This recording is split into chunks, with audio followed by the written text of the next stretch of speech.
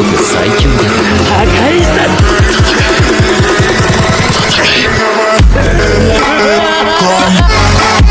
弱いもんもしもーし。おいおいそうかहे guys welcome back to another video. आज की इस वीडियो में हम बात करने वाले हैं सिंथिया और डायंथा, इन दोनों में से ज्यादा ताकतवर कौन है। और इस वीडियो में हम इन दोनों को ही उनके एस पोकेमॉन्स के साथ कंपेयर करेंगे। मतलब डायंथा की मेगा गार्डेवोर एंड सिंथिया का मेगा गार्चम्प। इस वीडियो के लिए मुझे काफी दिनों से रिक्वेस्ट आ रही थी, सो हाँ आज मैं ये वीडियो लेकर आ चुका हूँ। एंड या गाइस इस वीडियो में जीते कोई भी आप ऑफेंड मत होना, ये मेरा ओपिनियन है, आपका ओपिनियन कुछ और भी हो सकता है। आपके ओपिनियन में सिंथिया की मेगा गार्चम्प एंड डायंथा की मेगा गार्डेवोर में ज्यादा ताकतवर कौन है, ये आप कमेंट्स में बताइए। सो गाइस अगर आपको वीडियो पसंद आता है तो प्लीज़ लाइक कर देना एंड चैनल पर रहे तो प्लीज़ सब्सक्राइब भी कर लेना ऐसी अमेजिंग वीडियोस देखने के लिए। तो चलिए फिर आज की वीडियो को स्टार्ट करते हैं।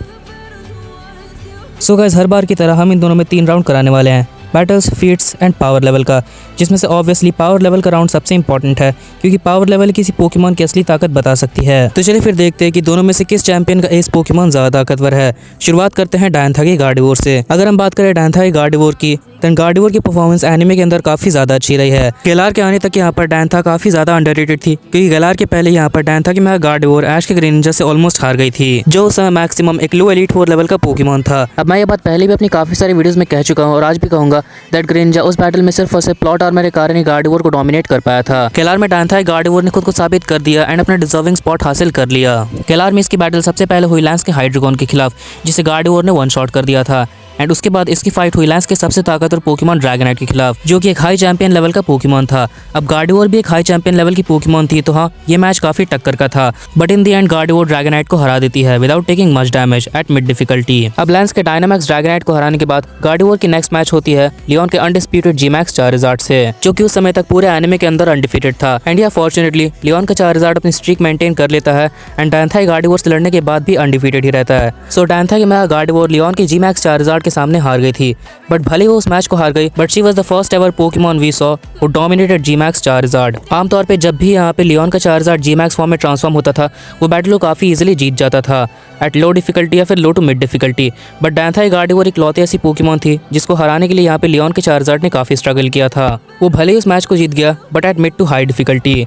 पहली बार किसी ने लियोन की चार्जार्ड को उसके जीमैक्स फॉर्म में इतनी अच्छी टक्कर दी थी। मेगा गार्डेवोर ने न सिर्फ अपनी साइकिक अटैक से जीमैक्स वाइल्ड फायर को रिवर्स किया, बल्कि मैक्स एयर स्ट्रीम अटैक को भी रोक दिया था। But in the and Leone के पास थोड़ा प्लॉट आर्मर आ गया। डायंथा गार्डेवोर ने 3 अटैक का कॉम्बो मारा था, लेकिन तब भी यहाँ पे लियोन की चार्जार्ड ने बस एक अटैक से उसे ओवरपावर कर दिया। मतलब Gmax wildfire combined with max airstream and extremely powerful psychic versus a normal Gmax wildfire, and still एक नॉर्मल जीमैक्स वाइल्ड फायर इतने पावरफुल अटैक को ओवरपावर करके निकल जाता है एंड डायंथा गार्डेवोर को 1 शॉट कर देता है। सो हाँ लियोन के पास भले ही अंत में थोड़ा प्लॉट आर्मर आ गया था, लेकिन अगर ओवरऑल देखें तो डायंथा गार्डेवोर की परफॉर्मेंस इस मैच में काफ़ी ज़्यादा अच्छी रही है।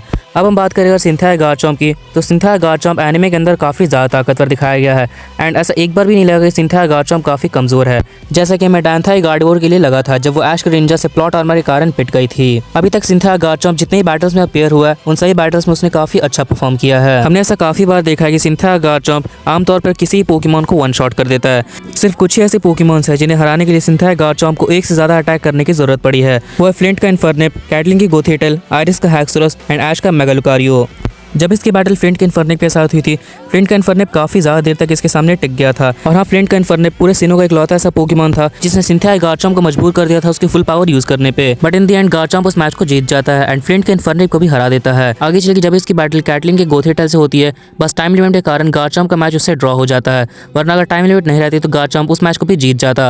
एंड मास्टरेट में इसकी बैटल होती है आयरिस के हैक्सोरस से, जो कि एक चैंपियन लेवल का पोकेमॉन था। Although Haxorus was able to put up a good fight, Cynthia Garchomp Haxorus को भी हरा देता है। अब इसमें सबसे नोटिस करने वाली बात यह है कि सिंथिया गार्चम्प ने हैक्सोरस को 1 शॉट कर दिया था। एलीट फोर्स को 1 शॉट करना तो समझ में आता है, बट सीरियसली एक चैंपियन लेवल की पोकेमॉन को भी 1 शॉट कर देना ये एक बहुत बड़ा फीट है। अब हाँ इसके पीछे एक रीजन है कि सिंथिया गार्चम्प उस समय अपने मेगा स्टेट में था एंड आयरिस का हैक्सोरस एक चैंपियन लेवल का पोकेमॉन तो है, बट एक लो चैंपियन लेवल का पोकेमॉन, क्योंकि उसके पास उतना एक्सपीरियंस नहीं है बैटलिंग का। बट हम ये भी नहीं भूल सकते हैं कि सिंथिया गार्चम्प उस मैच में अपनी फुल पावर से नहीं लड़ा था। सो हाँ ऑन एन एवरेज सिंथिया गार्चम्प ने एक चैंपियन लेवल के पोकेमॉन को 1 शॉट किया है। एंड आयरिस के हैक्सोरस को हराने के बाद सिंथिया गार्चॉम्प की बैटल होती है मेगा लुकारियो से और इस मैच में हिस्ट्री क्रिएट हो गई। लेकिन हाँ, ये हिस्ट्री यहाँ पर सिंथिया गार्चॉम्प ने नहीं बल्कि ऐश के मेगा लुकारियो ने क्रिएट की थी bye ending the undefeated streak of Cynthia Garchomp.